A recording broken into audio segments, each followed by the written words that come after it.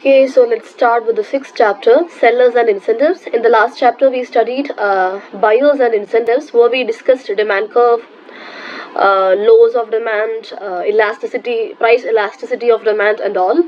In this chapter, we will be studying supply curve, price elasticity of supply, and all. Okay, so you can read out this paragraph by yourself. We'll start with explaining different types of market.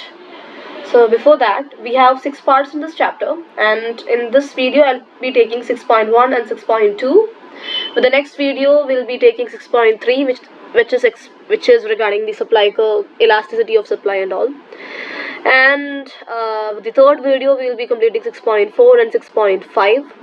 With the sixth video we will be completing the fourth part as well. Not with the sixth video. With the fourth video we will be completing sixth part. 6.6, not sixth part, 6.6. Okay, so 4 videos in total. Let's start with familiarizing ourselves with some types of market. The first one is perfectly competitive market. That means there are many sellers and many buyers in this market.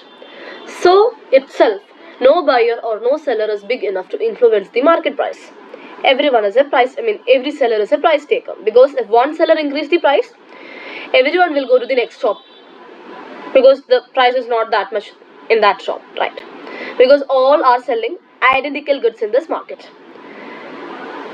So again, there is free entry and free exit in this market. There is no barriers. Okay.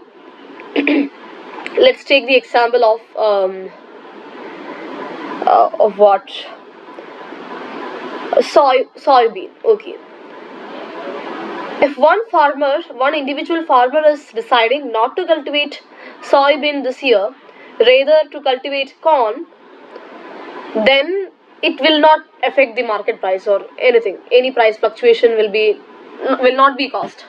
But if every farmer is planning to not to grow soybean, instead to grow corns, then what will happen? The corns that to be supplied in the market will increase. As the supply increase, the price will decrease. Okay. And the soybean that to be supplied in the market decrease. The corn that to be supplied in the market increase, thus the price decrease. Soybean supply will definitely decrease as there is no cultivation. So the price will increase, right? Soybeans price will increase. Again, so that is something that we had studied in the last chapter, last class. That is, if the supply decrease, price will increase. But again, there is another condition. We just recollecting another condition where the supply is decreased because of the less demand. That is, if no consumer wants soybean, so definitely the farmers will decrease its cultivation because there is not much demand in the market. So this less demand to soybean will lead to less cultivation of soybean, and that will lead to less supply of soybean, and that will lead to less price of soybean. But here the case is different. Here the supply is decreased not because of the less decrease in demand, but because of some kinds of other factors. Okay, some other factors other than demand. That may be climate condition or non-availability of any of the resources or something like that. So any factors which lead to the supply decrease other than demand will cause the prices to increase. Okay, so that's it. And here the consumer can buy as much as she wants at the market price. Sellers can sell as much as they want at the market price.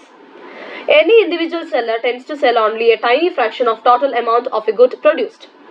The seller's output is small relative to that of market. The individual choice of how much to produce isn't going to be important for market outcomes. But the combined effect of many sellers' decision will affect the market price. So this is one kind of market, that is perfect competitive market. So this type of markets examples will be studied in the whole chapter or in this whole syllabus, I guess. So other types of market, I'll just brief them. One is monopoly. Monopoly, as the word says, mono, only one seller. Only one seller. So let's say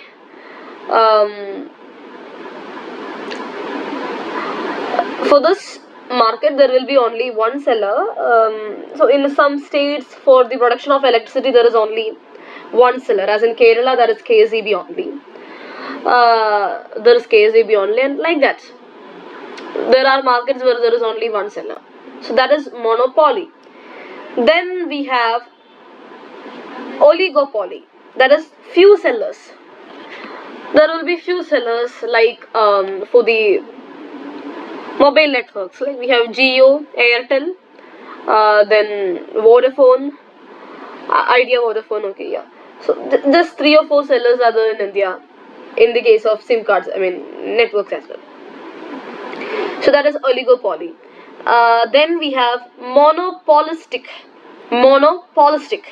So that is a market structure where many companies sell similar but differentiated products or services. Okay. So then we have one another market which is very very rare. That is monopsony. Monopsony. That is, in monopoly there is one seller and many buyers. In monopsony there is only one buyer. Okay, just one buyer. Definitely there will be like petroleum and all.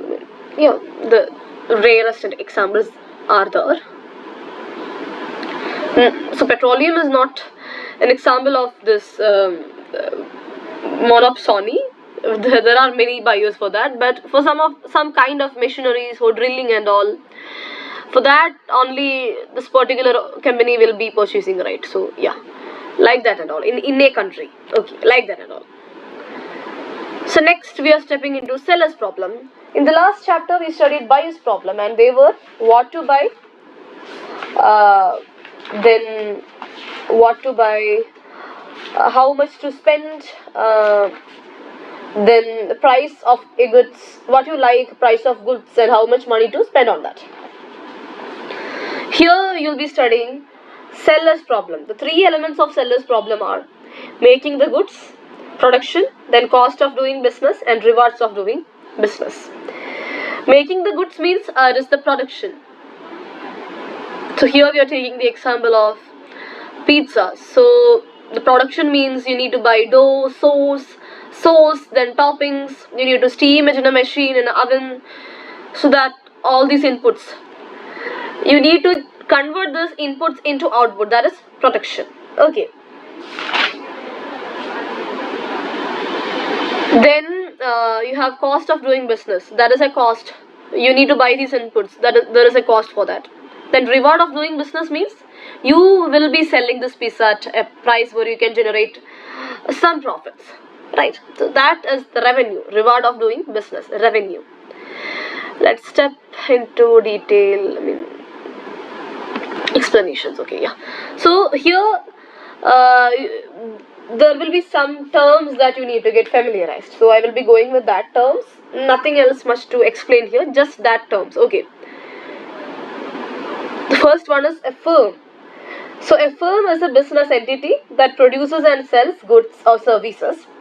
It consists of thousands of people, or it may consist only few people like Domino's, or it may consist only single person like the nearby cafe.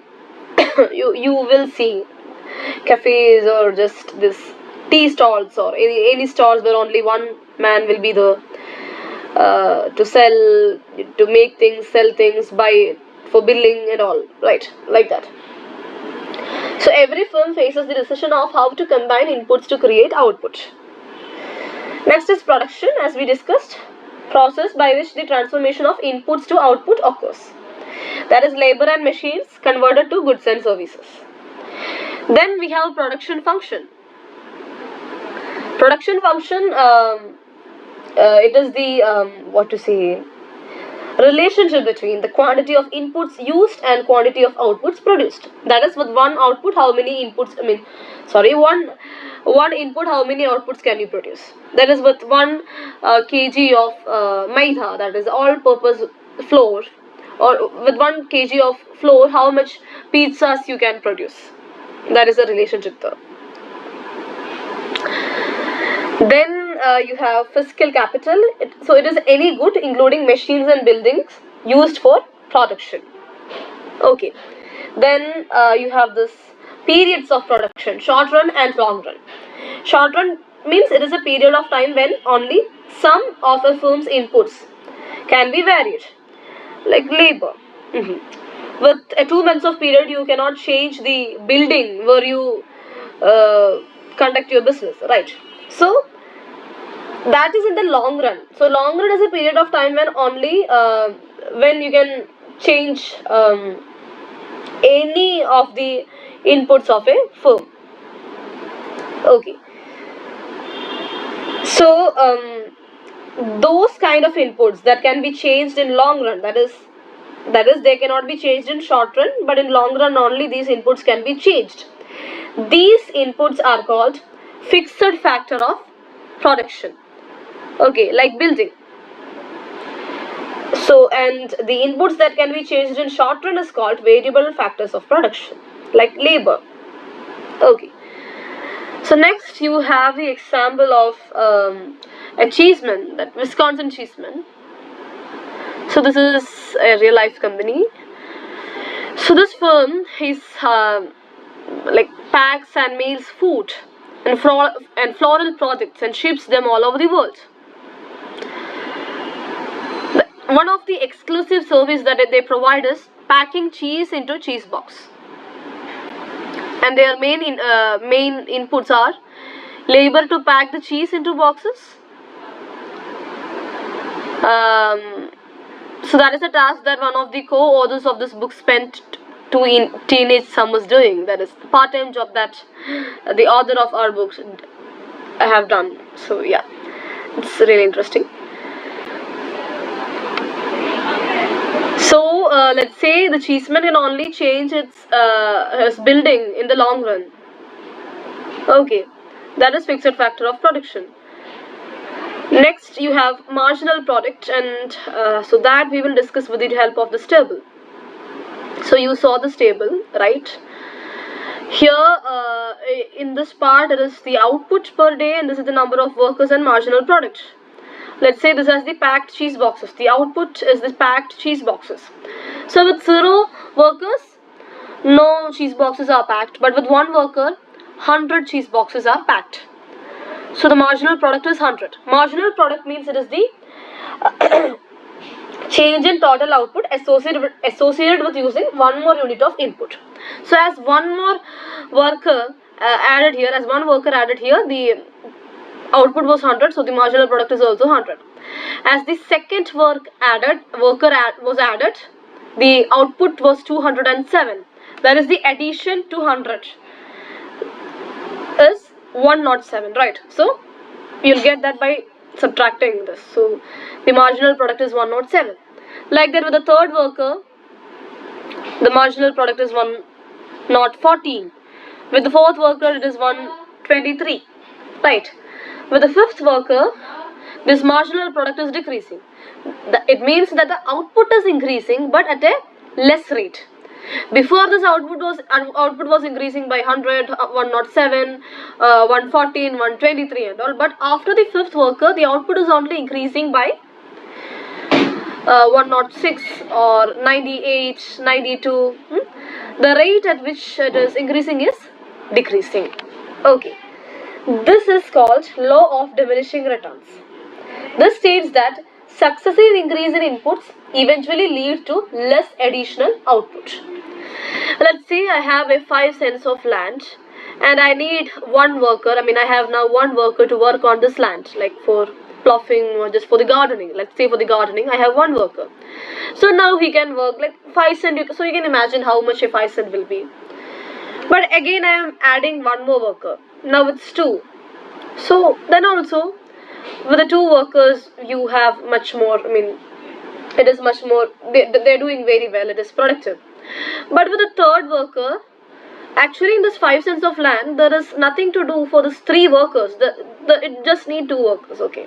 But the third worker, the productiveness is decreasing because they are becoming more congested here. Confusions for working and all. With the 4 worker, they are unable to work because of the congestion. With 5, 6, 7, So the work decreases. There is a marginal product decreases though. With the addition of each and each worker, the marginal product decreases though. That is law of diminishing returns. Okay. So this can be explained as the marginal product, what to say, increases with addition of the first few workers. With first 4 we saw that. And also if we specifically look with the first 2 laborers working together can produce more than the sum of the production in isolation, right? With 1 worker it is only 100, but with 2 workers it is not 200. I mean, when they work individually it will be 100 and 100, that is 200, but when they work together it is 207. So more than what they would have done in isolation of work. So this can be because of the reason of specialization. Specialization means it is the result of workers developing a certain skill set in order to increase total productivity. One will be specialized in packing, one will be specialized in baking breads, one will be specialized in layering toppings, or another will be specialized in tallying bills. Okay. So here you saw, like with the 39th worker, actually it is decreasing. There is a loss. The total output has decreased. Marginal product is now negative. With a decrease in output, total output, marginal product will be negative. Will not only be decreasing, but it will be negative. Okay. So this is how the graph will be. With the first 5, or let's say with the first 10 to 15 workers, there is a steep increase in the total output. But after that, with the addition of each and each workers, it is not a steep increase. The rate of increase is decreasing. It is decreasing like this, or else it should have gone like this, but no, it is not going like that. It is going like this. And even with the last worker, the output decreased. Right, the output even decreased. So first,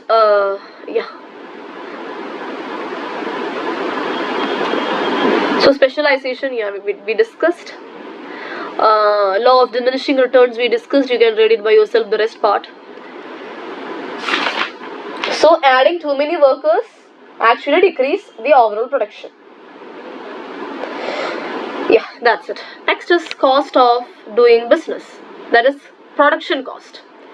If you need to do a business, it requires a particular cost to buy. So in case of pizza, you need to buy dough, you need to buy sauce, toppings, you need to have an oven to bake things, you need to have a building where you can do all these things, right?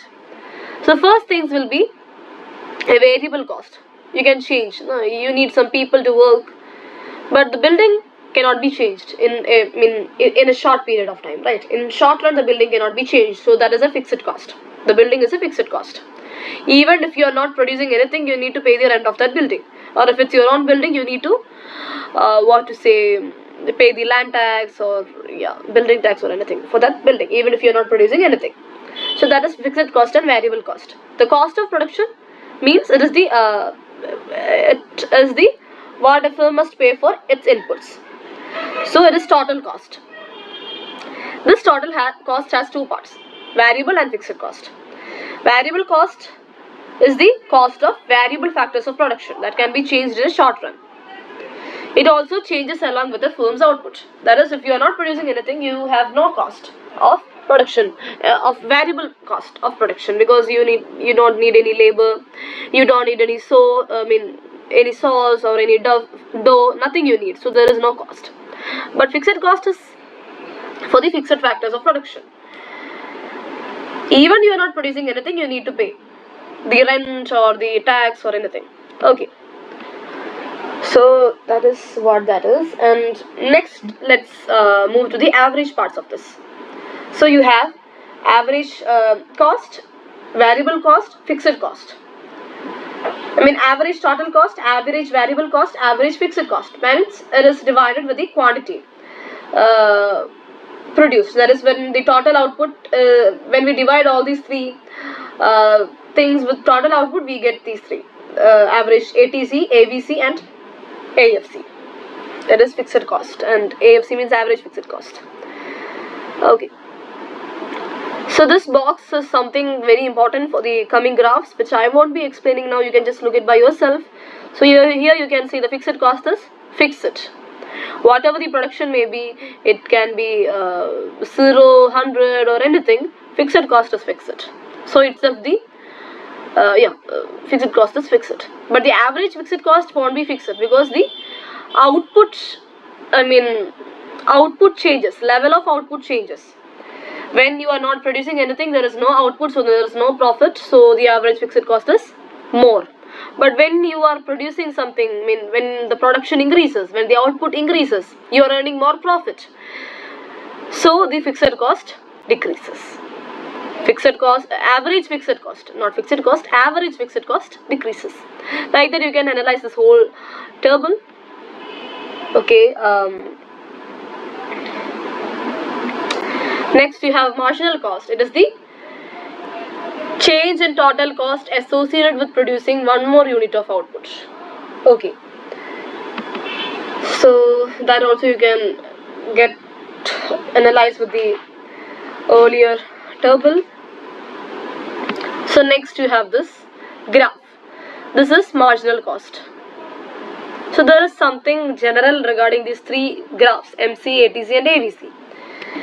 Marginal cost intersects average variable cost and average total cost at its minimum.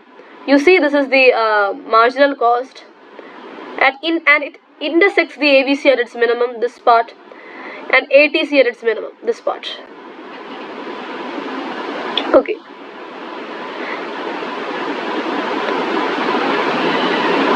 Because marginal cost is less at that time. When it meets, it is less, right? Next, again, when this marginal cost is below ATC and AVC, that is at this part, when the marginal cost is below ATC and AVC, they must be falling. They must be falling, right? At this part, this is the part where marginal cost is below. Sorry, this is for AVC. Sorry.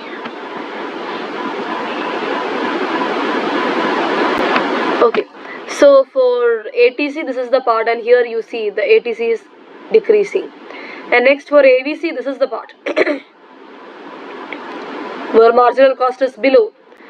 And here you see AVC is also AVC is also decreasing in a slight rate. So when the marginal cost is below the ATC and AVC, they must be falling. But when marginal cost is above ATC and AVC, they must be rising. That is, the cost is increasing for the production. When the cost to produce one more unit is increasing, the total cost and variable cost is increasing, because variable cost is a part of total cost, right? That's the reason. Average total cost is high in the beginning because fixed cost is also included here, that's why. And average variable cost is less in the beginning because it is just associated with the produced outputs. If the production is less, there is no, it will be less. But fixed cost is not like that. Average fixed cost is not calculated here. It's just average total cost calculated. So yeah, that's with that. And next we have revenue. That is rewards of doing business. Rewards of doing business. So here you have revenue means price multiplied with quantity sold. Revenue is the amount of money the firm brings in from the sale of its output. Sale. When it's sold only they make revenue. So in case of this perfectly competitive market, the revenue will be equal to marginal revenue. The price will be equal to marginal revenue, which is equal to marginal cost. Okay. The price will be equal to marginal revenue, which is equal to marginal cost. Where is it determined. It is determined at the equilibrium. So this is the demand curve. This is the supply curve. It intersects here. So the equilibrium is formed here. At the equilibrium point, 1.3 is the price, and something like between this 10 and 15, maybe 1200, around 1200 is the in millions it is, okay, 1200 is the output, equilibrium output. So the same will be marked here, and the marginal cost is like this. You can refer it to the box, okay. So this is the demand, 1.3, this is the demand because we denoted it here, demand, and this is the point of output, so we just, okay, and the marginal cost intersects at that point, okay. So that is how it is drawn. So again, if it was a monopoly, it will be different. So it is only P equal to MR equal to MC, and this price and quantity set at the equilibrium is only because it is a perfectly competitive market. There are many sellers. If one increases the price above this $1.13, then no one will be buying from that seller. Everyone will go to other sellers of this market. Okay. But if it's monopoly, definitely they will set this price above the equilibrium price, because it's only them in the market to sell this particular goods. Right, so it's another case, I just explained it. So this is how it happens in the perfectly competitive market. P equal to MR equal to MC. In the equilibrium, the price will be set. Price and quantity will be set in the equilibrium. Next is marginal revenue. It is the change in total revenue associated with producing one more unit of output. That is marginal revenue.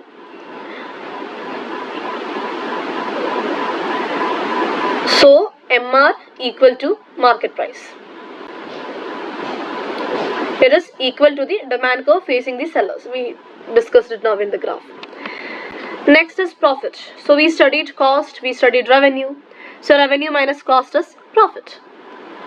Okay, profit is the total revenue minus total cost. So as we discussed, in a perfect competition, the seller should supply, it is C, okay, where MR equal to price equal to MC, or else he won't be able to maximize the profit. To maximize profits, the seller, here cheeseman, produces where MC equal to MR. That will be the price, okay, MC equal to MR. So say this is the price, and if he is selling now at A, he will increase his production to increase his price, increase his profit, okay, to maximize his profit. And if the cheeseman, say if he is producing at this point B, he will decrease his production. Okay. So yeah, that's. Here the demand curve is perfectly elastic. When price increase, no consumers as buyers will go to a different seller.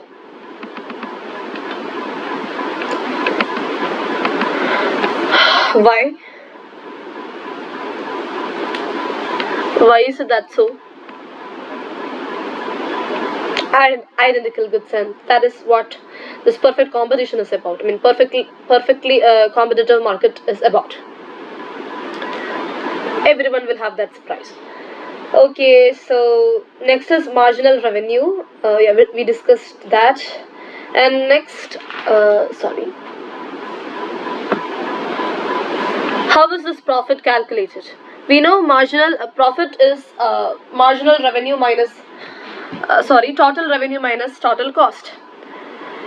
Total revenue is calculated as price multiplied with Q. So price multiplied with Q here. And total cost is calculated as minus total cost. That is average total cost multiplied with quantity. Right. That will give you the profit. So here we can take Q in common. So price minus ATC is the multiplied with Q is the profit. So this is the calculation. From the table you can calculate it.